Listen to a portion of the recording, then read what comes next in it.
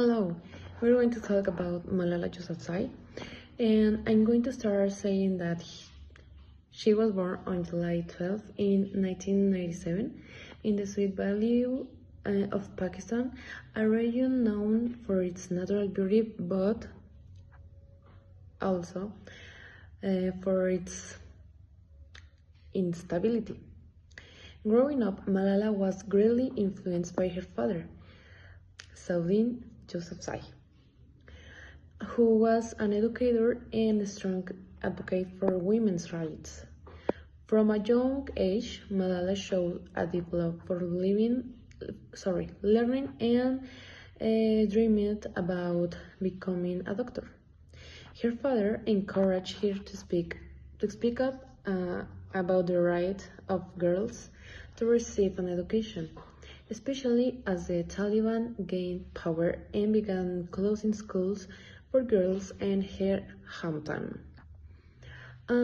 By the time she was 11 years old, Malala had begun writing a blog for the BBC under a pseudonym, sharing her experiences living under Taliban rules.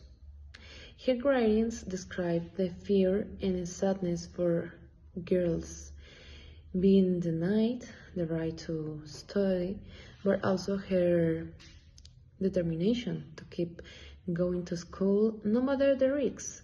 Her voice quickly gained international attention and started opening in Pakistani media, openly defining girls' education, even as the threats against her increased.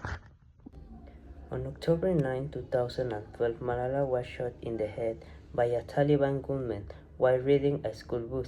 The attack shocked the world. Malala was airlifted to the United Kingdom, where she underwent multiple surgeries and a long recovery. The assassination attempt was meant to silence her, but it had the opposite effect. It made her message even louder.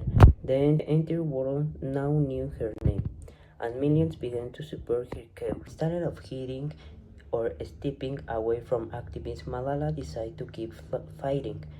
In 2013, she co-authored her memoir, Malala, which became an international bestseller. In the same year, he spoke at the United Nations on her 16th birthday, declaring one child, one teacher, one book, one pen can change the world. That speech marked her transformation from a local activist into a global symbol of peace and education rights.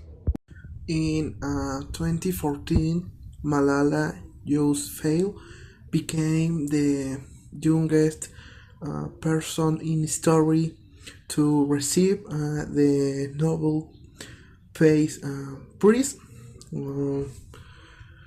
She was just 17 years old. The award recognized her courage and her continued efforts to use date all girls, no matter where they are from, have the right to learn.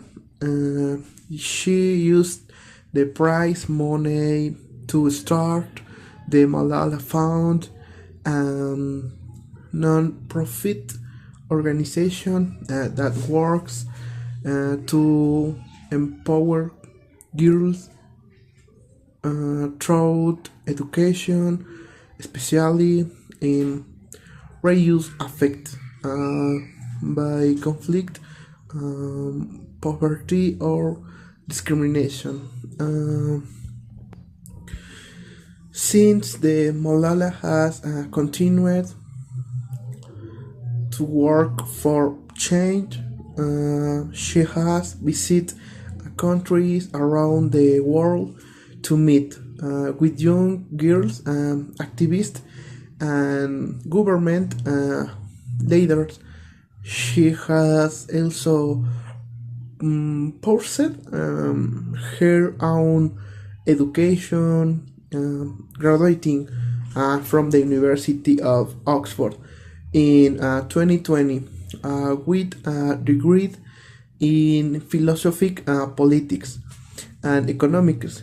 Um, Despite her fame, Malala remained humble, often saying that she speaks not for herself, but for those without a voice.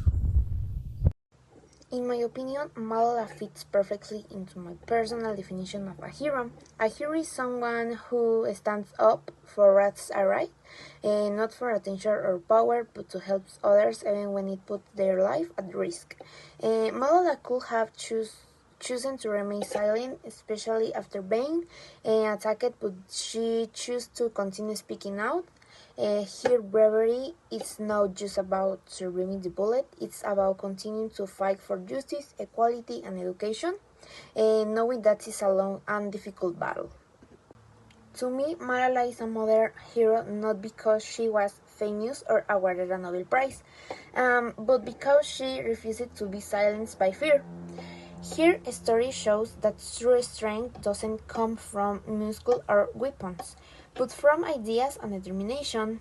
She is a symbol of hope for millions, especially for young girls who want to learn and make a difference. Malala Yousafzai has proven that even the youngest voices can change the world.